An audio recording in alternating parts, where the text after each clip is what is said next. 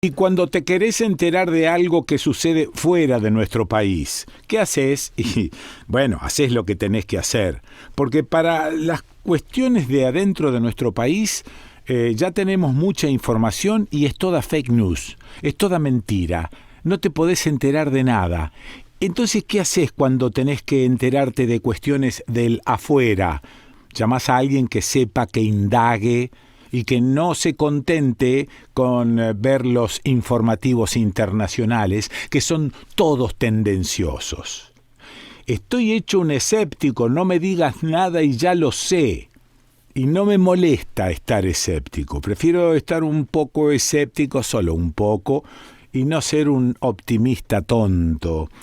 Y no tragarme todos los sapos que quiere la CIA, los Estados Unidos, hasta te diría Inglaterra y sus alianzas, y hacerme creer que el mundo es el que ellos me describen. No. Entonces, ¿qué hago? La llamo a Melissa Trad-Malmod para que ella me cuente. Hola, Melissa. Hola, Quique, qué introducción. Me encantó esa oda al escepticismo. Sí. Es lo que deberíamos tener siempre. Un poco. No, sí. Yo no sé si totalmente, ¿no? Porque parecería ser que esto de terminar no creyendo en nada, sí, es otro extremo. Tampoco es un camino, ¿no? Pero digo, dudar. Siempre está en mí la duda, no sé si razonable decir, pero la duda siempre está. Y eso me mantiene medianamente a salvo, no a salvo. Sí, claro, por lo menos siempre la diversidad de fuentes creo que es un poco lo importante, o un poco al menos lo que nos enseñan desde chicos a los periodistas, ¿no? Porque, como decís vos, tampoco sirve ese desencanto, viste, que te lleva al, bueno, listo, nada importa, ¿no? Exactamente. El país no importa, el mundo no importa. Sí. Pero bueno, entender que todos hacemos algo desde un punto de vista, digamos, y que bueno, si querés tener un poco de diversidad, la posta un poco está en eso, ¿no? El tema es que ese escepticismo no te paralice, ¿no? Es decir, echar una mirada sobre esto, no creer mucho en lo que te están contando, pero que esto no te paralice, que no te haga un desentendido de la cosa. Sí, totalmente. Bueno, y por eso quiero que me cuentes qué pasó en Colombia, si es bueno, si es regular, si qué te parece, y contame primero qué pasó en Colombia. Claro, bueno, tuvimos elecciones presidenciales en Colombia este año. Sí.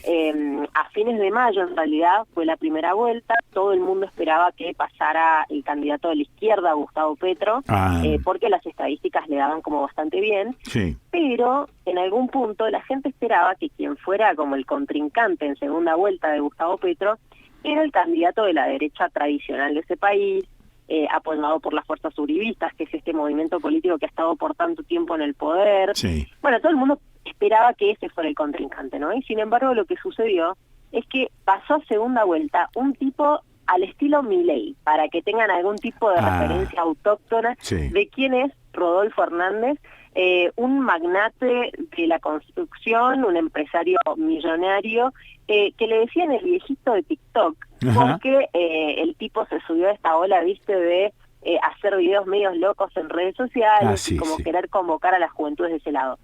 Realmente era una sorpresa y era un peligro, porque nada, estuvimos a punto de tener casi que a otro Bolsonaro en la región, así te lo digo. Mira. Y sin embargo lo que pasó el fin de semana pasado es que Colombia fue a segunda vuelta y finalmente por casi 3 puntos más o menos terminó ganando la izquierda en Colombia. Y esto es algo histórico. Es algo histórico porque a diferencia de nuestra región, o sea, a diferencia de nuestro país, de otros países de la región también, Colombia no ha tenido líderes sociales que den a presidente de parte de la izquierda. Mira. Y no porque no los haya habido, no porque Colombia no puede engendrar a líderes de izquierda, sino porque cuando miramos la historia de Colombia, la mayoría de los líderes sociales que han sido de izquierda han sido asesinatos, o sea, han sido asesinados. Colombia ha tenido asesinatos de candidatos a la presidencia de izquierda en su historia. Imagínate la gravedad de eso en un país que ha tenido el conflicto armado más largo de toda América Latina. Sí. Bueno, pero entonces, digamos, de arranque convenía más el candidato de la izquierda y convenía más tener enfrente el candidato de la derecha que este tipito al cual se le ganó por 3 puntos. Totalmente. De hecho, le fue bastante complicado a Gustavo Petro, que es finalmente quien se va a proclamar como presidente de Colombia en estas elecciones.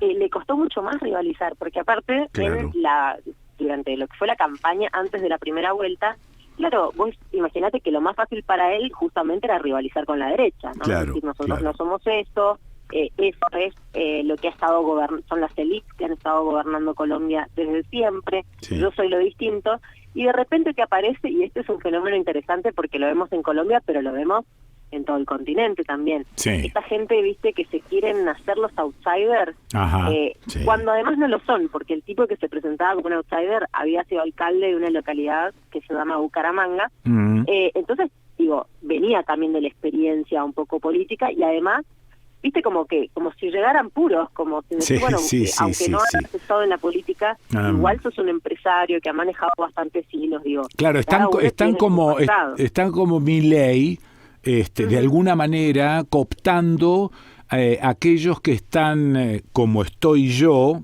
pero de otra manera y en otro costado, como estoy yo, escéptico. ¿No? Bueno, pero cuando no se está entendiendo qué significa ese escepticismo y cómo usarlo. Cuando es puro escepticismo, que se vayan todos y la desconfianza total. Entonces aparece Milei y vos decís, bueno, este tipo sí que me está interpretando. Exacto, bueno, de ahí lo peligroso de estos personajes y de la ola que estamos viendo un montón, porque además, vos sabés que a mí me pasó incluso interesada en estos temas y demás, que en su momento, antes de Trump, antes de Bolsonaro, uno veía a estos personajes y casi que los ridiculizaba, ¿viste? Uno decía, ay, mirá qué ridículo este tipo, las cosas que dice, claro. Pero en el momento fue un chiste y después quedaron, o sea, después terminaron dirigiendo a países de gran peso en la región. Y de ahí lo peligroso, ¿no? Como que está bien ridiculizarlo y reírnos de las cosas que dicen, pero entender que hay un público para eso también. Y que en Colombia estuvieron a punto de ganar realmente de la mano de Raúl Fernández. Después lo que pasó es que, bueno, Petro terminó ganando, pero no es que las encuestas le daban como sí o sí que iba a ganar, o sea, fue hasta último momento una cosa de ver qué pasa. Y obviamente, digamos, es difícil decir, bueno, esta es la mejor opción para Colombia. Obviamente, cada personaje tenía lo suyo. De hecho, Gustavo Petro sí tiene un pasado muy fuerte en política.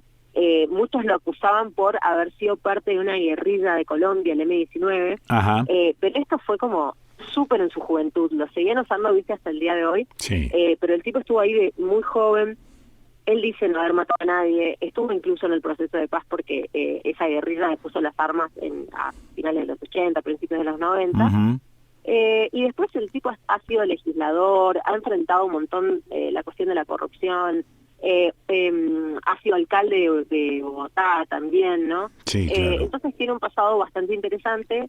Sí lo acusan mucho de ser un tipo como medio autoritario, como de no poder trabajar mucho en equipo, pero bueno, eso está por verse, ¿no? Veremos qué pasa en cada caso. Lo cierto es que lo que yo veo de esto es que por lo menos Colombia se tenía que dar la oportunidad de alguna vez ser gobernada por la izquierda. No digo que la izquierda siempre funcione, ni que todos sean casos de éxitos, como lo mismo del lado de la derecha, ¿no? Ahora, Melissa, no se tenía que dar esa oportunidad. Melissa, habiendo ganado por un margen sumamente estrecho, ¿cómo queda el Congreso en general? ¿Va a poder gobernar? Bueno, obviamente va a tener que ser alianzas porque no tiene mayoría. Sí tiene como, recordemos que Gustavo Petro, de hecho, se presentó a esta elección en una coalición de izquierda bastante amplia. Bueno.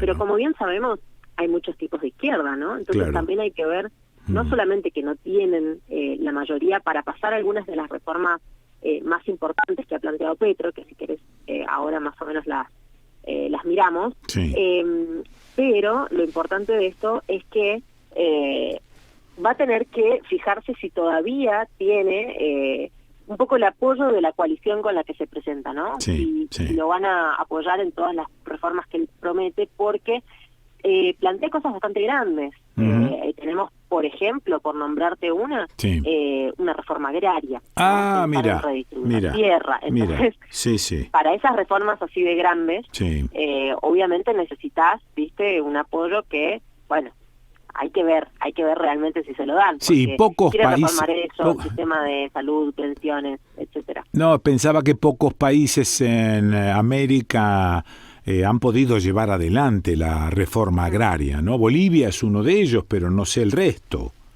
Claro, bueno, Bolivia es un caso paradigmático, pero sabemos que estás tocando la distribución de la tierra, ¿no? Esto es. Lo pensás en Colombia, que como decíamos antes, ha tenido uno de los conflictos armados más largos de América Latina. Sí. Bueno, mucho tiene que ver con eso, porque hoy en día, viste, tenemos esta cosa de guerrilla igual malo, igual narcotráfico, etcétera. Claro. Sin embargo, si lo pensamos, cuando nacen las guerrillas, no digo ahora porque con el tiempo sí se involucraron con el narcotráfico, pero en el inicio, las guerrillas nacieron por una desigualdad tremenda en ese país y por una desigualdad en la tierra también. Claro. Entonces, bueno, discutir esto es fundamental, pero que gane una elección un hombre de izquierda no significa que desaparecen los grupos de poder. Siempre. Claro, pero habría que ver si nuestro general propietario, que es Estados Unidos, lo deja gobernar. Bueno, ese es otro tema. Ese es otro tema porque sabemos que hay una relación muy estrecha entre Estados Unidos y Colombia en términos del financiamiento de lo que ha sido, entre muchas comillas, la guerra contra el narcotráfico. Sí. De hecho, lo que veíamos antes de, Gustavo Petro, que obviamente todavía no asume como gobierno, pero los gobiernos uribistas que han habido anteriormente, Uribe fue un personaje muy importante de la política colombiana, que ha influido mucho a los presidentes que han venido después. Sí. Y su mayor, digamos, lo que más le podemos reconocer es cómo ha afrontado esa lucha contra las guerrillas, ¿no? Y a diferencia de lo que ha sido en los últimos años, donde, si recordamos, en el 2016 Colombia firmó un tratado de paz con las FARC, que era una de las guerrillas más grandes, en tiempos de Uribe y de los uribistas, lo que se hacía fue, literal, una guerra, o sea, las víctimas que había de ambos lados, sumado, a temillas que nos harían debatir un montón, pero de los grupos paramilitares, los falsos positivos. Fue una época donde realmente se luchaba de una manera en que, había mucha sangre y masacres todo el tiempo, y mucho de eso estuvo financiado también por las arcas, digamos, de Estados Unidos. Entonces hay que ver qué pasa ahora. Y te sumo a eso, que una bandera muy importante de Gustavo Petro hoy en día es la cuestión del ambiente, porque él es un economista especializado en ambiente, y entre las banderas, porque después de que se conoció la victoria de su coalición, obviamente salió en un acto a hablar un poco, y una de las banderas fuertes que él tiene, además de la justicia social, por ejemplo, es la justicia ambiental. Lo que él dijo, que me pareció muy interesante acá, porque apuntó directamente contra Estados Unidos, dijo: no somos uno de estos países que emiten en enormes cantidades, pero estamos aquí al lado de una de las mayores esponjas que consumen los gases invernaderos que otros países arrojan, que es obviamente la selva amazónica. Entonces dicen, les dijo algo así como, si allá emiten y acá absorbemos, ¿por qué no nos sentamos a dialogar? Eso fue un palito directo a Estados Unidos. Te saco de ahí y te pregunto rápidamente, porque se me ocurrió, cómo le está yendo al gobierno de izquierda en Chile. En Chile, sabemos que tenemos toda esta cuestión con el cambio de la Constitución que está avanzando. Muchos problemas, sinceramente, porque la realidad es que para esa Constitución se votó a mucha gente de izquierda y eso fue como un cambio tremendo, sobre todo después del estallido que vivió Chile. El problema es que ahora no se están poniendo muy de acuerdo porque hay sectores de la izquierda que quieren como implementar sus visiones de lo que debería ser el país, y otros sectores que dicen, esto igual después se plebiscita, entonces si hacemos una constitución que solo responde a los intereses de la izquierda, después la Constitución no va a pasar ese plebiscito. Y de hecho lo que hemos visto es que en algún momento se quemó, por ejemplo, la casa de una asambleísta. Hemos visto también problemas en el sur, por supuesto, con esta histórica lucha entre el Estado y la comunidad mapuche. Sigue habiendo toda esta cuestión de la violencia medio cruzada ahí, la cuestión de no terminar, de resolver las cuestiones profundas claro. de por qué existe esa confrontación entre el Estado y la comunidad mapuche, Sí, sí. quién tiene la razón ahí, por historia o no. Es como un debate tremendo y la verdad es que, bueno, Boric todavía, esto estamos hablando, ¿viste?, de cosas históricas, Sí. obviamente no se resuelven en el corto plazo que lleva ahí Boric, pero sí Boric está teniendo, ¿viste?, como una postura en algunas cosas, por lo menos, más dialoguista, por ejemplo, Sí, en política cuidadosa, exterior, sí, de sí, decir, sí. bueno, no es que somos izquierda y entonces apoyamos lo que sea, sino que, qué sé yo, ha salido a enfrentar también las cuestiones de Venezuela o de Nicaragua, por ejemplo. Así que estamos muy viendo qué pasa en ese caso, ¿viste? Porque no lleva tanto tiempo en el poder, la verdad. Bueno, por fin te llevo a Ecuador. ¿Sabés qué está pasando ahí? Bueno, tremendo lo que está pasando en Ecuador. Creo que estamos tan en el medio de esa cuestión caldeada que va a haber que seguirlo, pero así como una especie de resumen, si querés, Sí. Lo que pasó es que llevamos más de 10 días de un paro nacional que comenzó el 13 de junio. Fueron protestas que fueron encabezadas por la comunidad indígena. Sí. Se juntó lo que es como la Confederación de Nacionalidades Indígenas de Ecuador, Sí. es la CONAIE, y elaboraron una especie de 10 puntos de reclamo al gobierno de Guillermo Lasso. Sí. Obviamente, digamos, lo que pasó fue que estas manifestaciones empezaron a ser bastante grandes, empezaron por ahí en la región norteña, que bueno, que incluye la capital, pero hemos visto que en la mayoría de las provincias ecuatorianas ha habido algún tipo de movilización. Y a estas movilizaciones, si bien como que comenzaron con la comunidad indígena, se fueron sumando gremios de trabajadores, estudiantes universitarios, feministas. Claro. Y lo importante de esto es, vos recordarás que hace un tiempo hubo un estallido social en Ecuador, bueno, como también vimos en Colombia, muchos procesos que de alguna manera la pandemia justo se metió en el medio, Sí. se reordenaron un poco las fichas, Sí. pero ya había habido hace unos años, en el gobierno de Lenín Moreno, unas protestas fuertes ahí en el 2019, Sí. donde se organizaron grupos campesinos sobre todo para manifestarse porque habían subido los combustibles. Y entonces ahora, claro, vos tenés que esa situación nunca se resolvió, más una pandemia, entonces lo que estamos viendo en toda la región, ¿no? Sí. Mucha desigualdad, mucha pobreza, Sí. y estos grupos establecieron directamente 10 puntos que le reclamaban al gobierno de Guillermo Lasso. Sí. No vamos a ir, digamos, uno por uno, pero sí te puedo decir que los más importantes tenían que ver con congelar los precios de los combustibles, Y sí. con una moratoria de deudas en el sistema financiero, Sí. y con no explotar la minería en los territorios indígenas. Entonces lo que hemos visto es, bueno, la gente se ve en las calles. Y Pero el gobierno hubo salió a reprimir. represión, hubo represión. Sí. Sí, el gobierno salió a reprimir. Lamentablemente esta represión ha dejado entre 4 o 5 fallecidos, los números, viste, dependen de la fuente. Sí. Muchos heridos también, por lo menos 90 y pico. Ha habido detenidos, de hecho se detuvo al dirigente de la comunidad indígena, después lo soltaron, pero el dirigente Leonidas Issa también estuvo detenido. Sí. Y lo que hubo además es que habrán visto, porque quizás son las imágenes más fuertes que hemos estado viendo, que es que las fuerzas policiales impiden a un grupo de personas ingresar a la Asamblea Nacional. Y bueno, los dispersan, viste, con gases lacrimógenos. Sí, y claro, todo. claro. Ha habido violencia del otro lado, sí, es verdad. Lo que dice la comunidad indígena, digamos, es que que ha habido como infiltrados ahí de parte de los manifestantes, ¿no?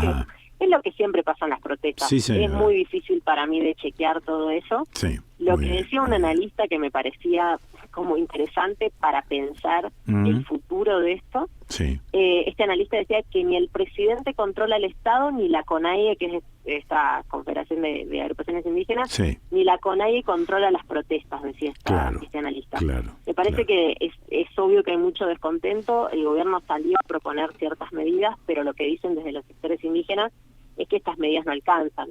Y si lo ves, en realidad, claro, los 10 puntos que ellos piden tienen que ver con muchas cuestiones muy estructurales, entonces la verdad que no sirve Cambios difíciles. que, digamos, plantees algunas propuestas para tratar como de calmar a la población, pero al mismo tiempo saques a la policía a reprimir, plantees un estado de excepción que se planteó desde el gobierno de Lasso para restringir el libre tránsito y además permitir, viste, estas frases que les gusta usar, el progresivo uso de la fuerza para Sí, neutralizar sí, las qué acciones violentas.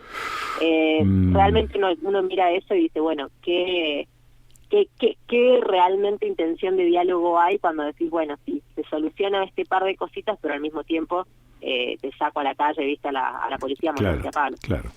Gracias, Melissa.